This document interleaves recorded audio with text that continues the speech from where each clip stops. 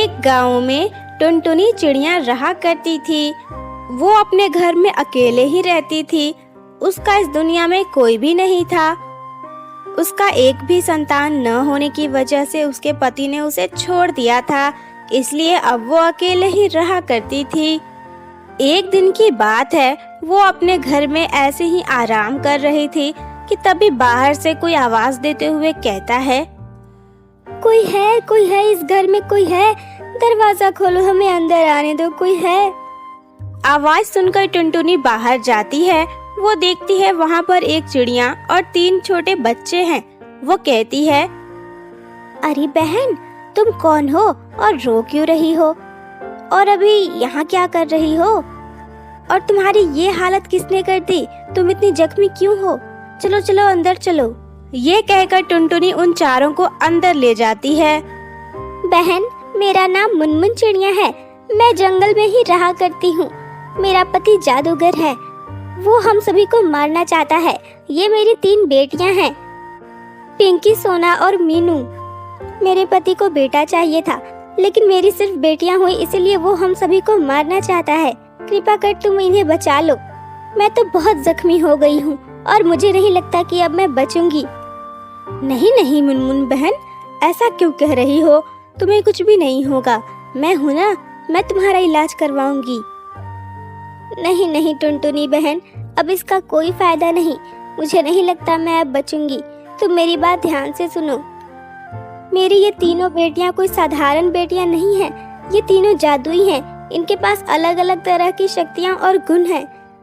तुम इन्हें अपनी बेटियों की तरह रखना, बस तुम मेरा इतना काम कर देना, मैं तुम्हारा ये एहसान हमेशा याद रखूंगी।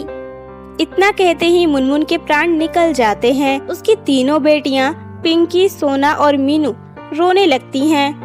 एक तरफ टुनटुनी को खुशी हो रही थी कि उसे 3 बेटियां मिल गई, तो वहीं दूसरी ओर उसे मुनमुन की मौत का दुख भी हो रहा था। इसी तरह कई दिन बीत जाते हैं। टुनटुनी उन तीनों को अपनी बेटियों की तरह प्यार करती थी। टुनटुनी के पास एक बड़ा सा खेत था। वो अपने खेत पर ही थी, तभी वहाँ पर कालू कौवा आया और टुनटुनी से बोला, अरे ओ टुनटुनी, तुम इस खेत का क्या करोगी? तुम इसमें कोई फसल तो बोती नहीं हो, तुम एक काम क्यों नहीं करती? तुम ये खेत मुझे क्यों नहीं दे देती? देखो कालू कौवा, मैं तुमसे पहले भी कह चुकी हूँ, मुझे ये खेत नहीं बेचना है और तुम्हें तो बिल्कुल भी नहीं दूंगी। चलो जाओ यहाँ से। अरे टुनटुनी, मैं तो तेरी भलाई के लिए ही कह रहा हूँ ना। तेरी 3 बेटियां हैं, अगर तू ऐसे ही करेगी तो उनकी शादी कैसे करेगी, उनका गुजारा कैसे चलाएगी? इतना कहकर कालू कौवा वहाँ से चला जाता है। तभी टुनटुनी की तीनों बेटियां वहाँ आ जाती हैं। बड़ी बेटी पिंकी कहती है, माँ, ये कालू कौवा क्या कह रहा था तुमसे? अरे बेटा, कुछ भी नहीं, ये तो पागल है, ऐसे ही बकवास करता रहता है, इसकी तो आदत है मुझे परेशान करने की। बेटियों के बार बार पूछने के बाद टुनटुनी उन्हें सारी सच्चाई बता देती है। माँ, तुमने हमें पहले क्यों नहीं बताया कि तुम्हारे पास इतना बड़ा खेत है? हम सभी मिलकर इसमें खेती कर सकते हैं और अपना गुजारा आसानी से चला सकते हैं। तुम्हें तो पता है हम तीनों के पास जादुई शक्तियाँ हैं, हम आसानी से इसमें खेती कर सकते हैं। नहीं नहीं बेटा, अगर तुम लोगों ने जादू से इसमें खेती की तो लोगों को पता चल जाएगा और फिर वो इसका गलत फायदा उठा सकते हैं या फिर तुम्हारे साथ कुछ गलत भी कर सकते हैं, और मैं तुम्हें लेकर कोई भी रिस्क नहीं लेना चाहती। नहीं माँ, किसी को कुछ पता नहीं चलेगा, तुम डरती क्यों हो? ठीक है, तुम घर जाओ, हम तीनों इसमें खेती करेंगे और देखना आज के आज ही इसमें बहुत सारे अच्छे फसल निकल आएंगे। टुनटुनी की बेटियां बहुत जिद करती हैं, जिससे टुनटुनी मान जाती है और अपने घर चली जाती है। इधर पिंकी, सोना और मीनू खेती करने लगती हैं। पिंकी अपने जादू से उस खेत में एक बड़ा सा बैंगन का पेड़ उगा देती है, जिसमें बहुत सारे सुंदर सुंदर बैंगन लटक रहे थे। फिर सोना उस खेत में एक बड़ा सा आम का पेड़ उगा देती है, जिसमें सुंदर सुंदर स्वादिष्ट और मीठे आम लटक रहे थे।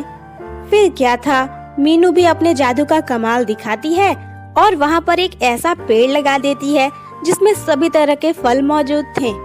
फिर वो तीनों घर के लिए निकल पड़ती हैं। अगली सुबह वह टुनटुनी को लेकर उस खेत पर जाते हैं।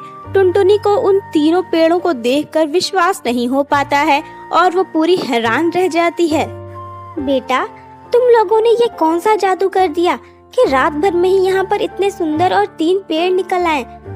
और इस पेड़ को तो देखो, ये कितना अद्भुत है, इसमें सभी तरह के फल लगे हुए हैं। वाह बेटा, लेकिन बेटा मुझे तुम लोगों की चिंता हो रही है, तुम्हें ऐसा नहीं करना चाहिए था। अब गांव वाले लोग इसे देखेंगे तो वो आश्चर्य से सोचेंगे ना कि ये कैसे हुआ। अगर उन्हें तुम्हारे बारे में पता चल गया तो वो तुम्हें नुकसान पहुंचा नहीं नहीं माँ, हमारे साथ कोई कुछ नहीं कर सकता, क्योंकि हमारे पास रक्षा करने की भी ताकत है। अगर कोई हमारा कुछ बिगाड़ने की कोशिश करेगा तो उल्टा उसी के साथ बुरा होगा, हम उसे नहीं छोड़ेंगे। तुम फिक्र मत करो, चलो घर चलते हैं। रुको रुको पिंकी दीदी, मेरे दिमाग में एक बहुत अच्छा आइडिया आया है। क्यों ना हम इन सभी फलों को तोड़कर बाजार में ले जाकर बेचने का काम करें, इससे तो हमारी जिंदगी बहुत अच्छी हो जाएगी। इस पर टुनटुनी कहती है, सोना बेटा, ये उपाय तो बहुत अच्छा लग रहा है, इससे हम पैसे कमा सकते हैं और फिर तुम तीनों की शादियां भी तो करनी होंगी ना, उसके लिए तो पैसे चाहिए ही। चलो ठीक है, तुम तीनों आज से घर पर रहना और मैं बाजार में ये फल बेचने चली जाऊंगी।